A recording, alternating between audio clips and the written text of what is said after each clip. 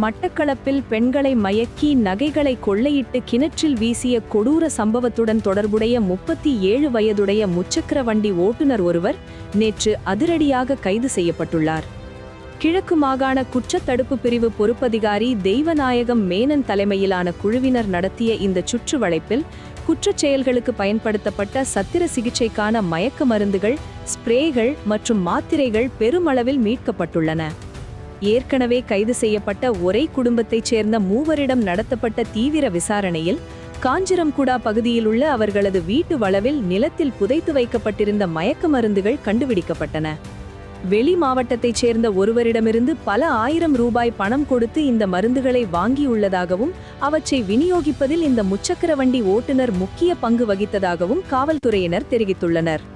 கடந்த 20ஆம் திகதி கொக்கட்டிச்சோலை கிணற்றிலிருந்து இளம் தாய் ஒருவர் உயிருடனும் மற்றொரு பெண் சடலமாகவும் மீட்கப்பட்டதைத் தொடர்ந்து இந்த வலையமைப்பு அம்பலமானது.